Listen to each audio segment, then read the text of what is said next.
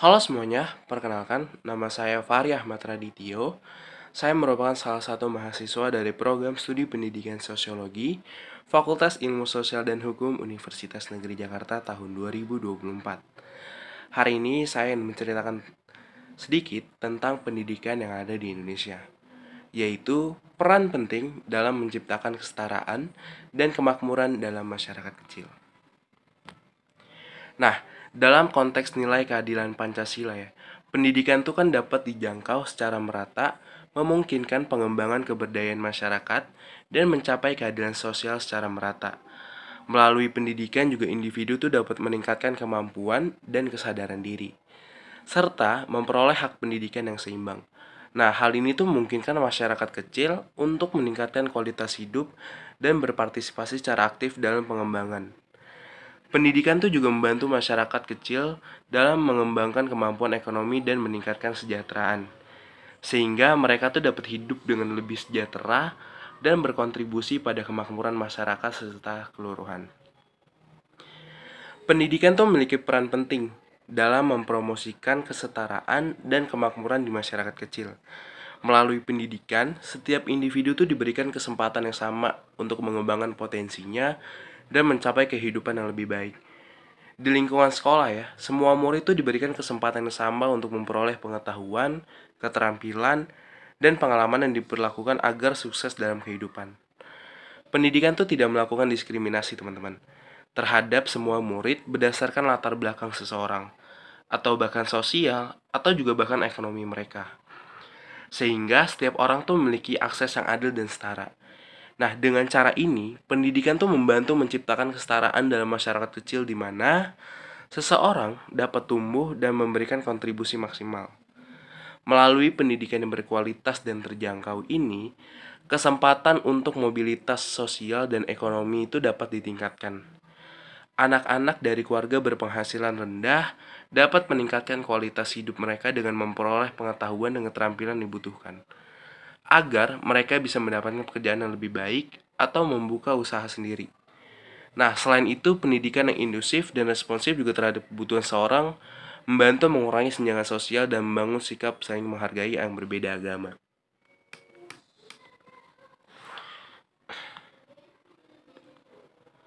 Pendidikan itu dapat membantu menciptakan masyarakat kecil yang lebih sejahtera dan makmur. Dengan memiliki penduduk yang berpendidikan, masyarakat kecil itu dapat memiliki sumber daya manusia yang lebih berkualitas, sehingga dapat meningkatkan kemampuan mereka dalam menghadapi rintangan dan mengembangkan potensi mereka. Dengan demikian ya, pendidikan itu dapat membantu menciptakan masyarakat kecil yang lebih sejahtera, makmur, dan berkelanjutan. Pendidikan juga dapat membantu meningkatkan kemakmuran di masyarakat kecil.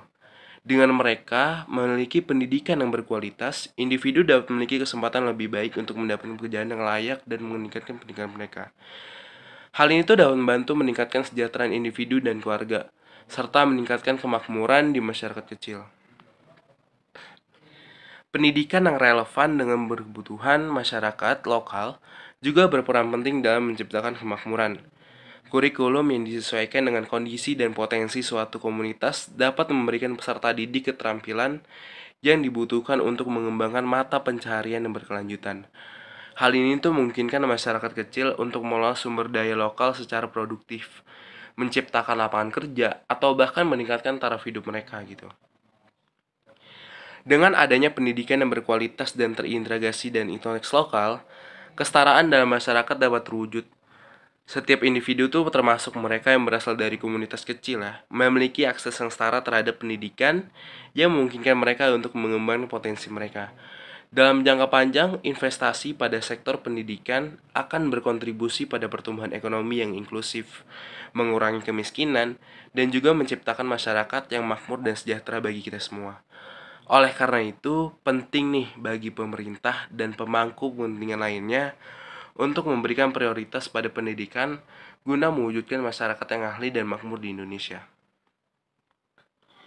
Pendidikan tuh memainkan peran penting dalam menciptakan kesetaraan dan kemakmuran dalam masyarakat kecil.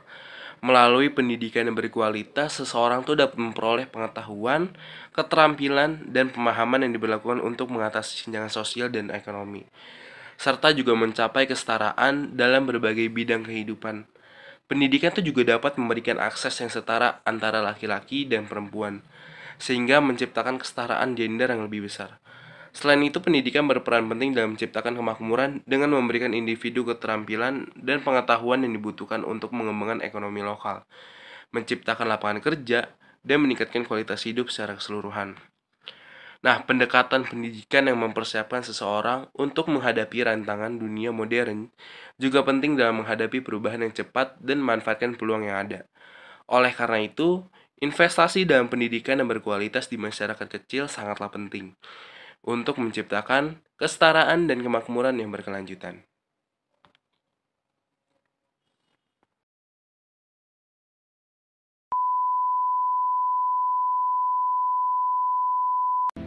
Pernah nggak sih lo mikir soal salah satu hal yang lo pelajari di sekolah, terus lo tiba-tiba kayak sadar aja gitu? Ngapain ya dulu belajar begituan di sekolah? Like, why? Apa sih faedahnya buat hidup gue sekarang? Misalnya nih, tau bercandaan ini nggak? Perang di Ponegoro itu terjadinya pas habis maghrib, 1825 sampai 1830. Nah, coba deh, pelajaran kayak gitu ya, ada faedahnya nggak sih di hidup lo? Pernah nggak lo pas lagi wawancara kerja gitu ya, terus ditanya, "Dek, perang di Ponegoro itu kapan ya?" Nggak pernah kan? Atau pas lu ngerjain kerjaan lo gitu. Atau pas lu mau ketemu calon mertua. Atau pas lu ngedate sama orang yang baru ketemu di Tinder. Pernah nggak pengetahuan itu ada gunanya di kehidupan sehari-hari? Enggak kan? Terus buat apa anjir? Terus harusnya apa sih yang dipelajari di sekolah? Nah, penasaran? Tenang aja, karena di video ini gue bakal cerita soal manusia yang paling bertanggung jawab soal pendidikan di negara ini. Bapak Pendidikan Indonesia, Suwardi Suryaningrat alias Ki Hajar Dewantara. Pertama-tama, gue mau menyampaikan dulu bahwa zaman gue sekolah dulu, gue tuh punya persepsi bahwa Ki Hajar Dewantara itu adalah seorang aki-aki Jawa yang kerjanya belajar ilmu budi pekerti luhur dari nenek moyangnya lalu dijadiin dasar pendidikan. Ya gimana enggak? Nama depannya Ki gitu kan? Terus dia terkenal dengan 3 kalimat bahasa Jawa halus yang selalu disebut sebagai semboyan pendidikan Indonesia. Ingar Sosing Tulodo, Ing Madyo Mangunkarso, dan Tutwuri Handayani. Kurang aki-aki Jawa apa coba persepsi orang soal Ki Hajar Dewantara kalau zaman sekolah kita diajari cuman kayak gitu? Ya nggak? Tapi enggak men. Setelah gue belajar banyak soal tokoh-tokoh di balik kemerdekaan bangsa ini, gue tuh baru tahu bahwa Ki Hajar Dewantara itu tuh jauh banget dari sosok itu. Ki Hajar itu anak bangsa jenius. Pas muda, dia dapat beasiswa buat sekolah di sekolah kedokteran Belanda di Batavia. Lu bayangin ya, orang pribumi di zaman itu bisa sekolah aja syukur. Dia bisa sekolah di sekolah kedokteran. Pinter banget orang itu. Sayangnya, dia nggak cuma pinter, tapi juga berani. Nah, kenapa sayang? Ki Hajar ini di kampus hobinya tuh malah kritik pemerintah Belanda kesana kemari. Sampai akhirnya dia dikeluarin dari kampusnya. Terus habis itu jadi wartawan. Dan makin jadi-jadi dia, nulis yang tajam-tajam soal pemerintah Belanda. Sampai akhirnya dia dibuang ke Belanda sana biar jauh-jauh dari Indonesia dan nggak bikin rusuh di sini. Nah, terus kan ceritanya dibuang nih ke Belanda nih. Tahu nggak apa yang dia lakukan di sana? Dia tuh di sana malah belajar. Nah, zaman sebelum ada internet dulu, yang namanya posisi itu menentukan prestasi. Dan di Belanda itu jelas akses ke buku dan tulisan-tulisan orang pintar dan bijak dari seluruh antero dunia jelas lebih lengkap kan dibandingkan di Indonesia waktu itu. Di sana dia belajar soal riset-riset terbaru di dunia pendidikan, filsafat, psikologi, dan banyak hal lain. Termasuk salah satunya adalah filosofi dan kurikulumnya Maria Montessori yang sampai sekarang masih dipakai di sekolah-sekolah elit di seluruh dunia.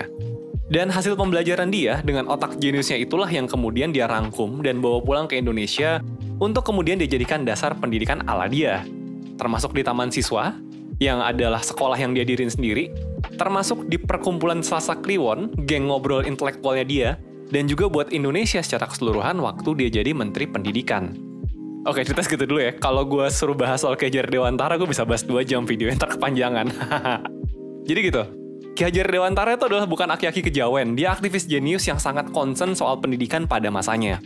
Nah, di video ini gue akan bahas 3 hal dari filosofi pendidikan Ki Hajar Dewantara yang menurut gue penting banget buat diketahui semua makhluk di negara ini. Asik. Dan 3 yang mau gue jelasin ini bukanlah Triloka alias Tutwuri Handayani dan kawan-kawan tadi ya. Karena 3 itu harusnya fokusnya bukan di murid, tapi di guru. Gimana cara mereka mendidik murid di kelas. Gue mau bahas pemikiran dia yang lebih inti lagi, dan ini biasanya sayangnya nih, nggak pernah diajarin di sekolah. Nah, penasaran? Oke.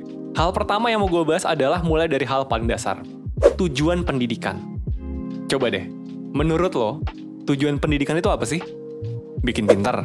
Atau bikin dapat nilai bagus? Atau biar dapat ijazah terus bisa kerja? Nah, enggak. Menurut Ki Hajar Dewantara, tujuan pendidikan adalah memerdekakan manusia. Dan kalau ditanya nih, apa itu manusia merdeka? Menurut Ki Hajar, poinnya tuh ada 2. 1, selamat raganya. 2, bahagia jiwanya. That's all. Selamat dan bahagia. Survive and happy. Dan sebetulnya kalau dipikir-pikir ya, itu kan yang kita cari dalam hidup. Kita tuh cuma pingin kita bisa selamat, kita bisa bahagia. Kalaupun lu bilang nih, enggak, tujuan hidup gue ya akhirat lah. Terus lu berharap apa gitu di akhirat kalau bukan berharap lu selamat dan neraka dan bahagia di surga? Iya kan? Ini adalah sebuah topik yang secara universal diterima sebetulnya. Mulai dari filsafat, agama, sampai ilmu pengetahuan psikologi modern, itu sepakat soal hal ini. Bahwa kita itu nyarinya yaitu keselamatan dan kebahagiaan. Sekarang coba deh, lihat sekitar kita gitu. Kira-kira kebanyakan orang di sekitar kita, tahu nggak ya gimana caranya supaya hidupnya bisa selamat dan bahagia? Kayaknya enggak ya. Kenapa coba pada nggak tahu? Ada nggak yang ngajarin? Sekolah ngajarin nggak? Nah, kalau sekolah aja nggak ngajarin, tahu dari mana coba? Padahal, menurut Ki Hajar Dewantara, pendidikan itu ya harusnya memerdekakan manusia, menghasilkan manusia yang selamat dan bahagia. Apakah mengetahui kapan terjadinya perang di Ponegoro itu ngebantu lo buat selamat dan bahagia? Atau apakah tahu cara melakukan integral trigonometri itu bisa ngebantu lo buat selamat dan bahagia? Dan itu adalah alasan utama 1% ada kan? Kita tuh pengen bantuin orang Indonesia buat bisa hidup seutuhnya. Dengan cara apa? Ya dengan cara mengajarkan hal-hal penting yang tidak diajarin di sekolah. Terutama ya ini nih, gimana caranya orang bisa selamat dan bahagia. Nah, kita lanjut dulu ya ke poin berikutnya ya. Poin kedua, Ki Hajar percaya bahwa pendidikan tuh punya 3 peran penting. Yang pertama, memajukan dan menjaga diri. Yang kedua, memelihara dan menjaga bangsa. Yang ketiga, memelihara dan menjaga dunia. Ki Hajar menyebut ini sebagai filosofi Tri Rahayu. Dia percaya bahwa semua itu terhubung. Dan semuanya berkontribusi pada kepentingan yang lebih besar. Atau bahasa kerennya, everything is connected, man. Asik.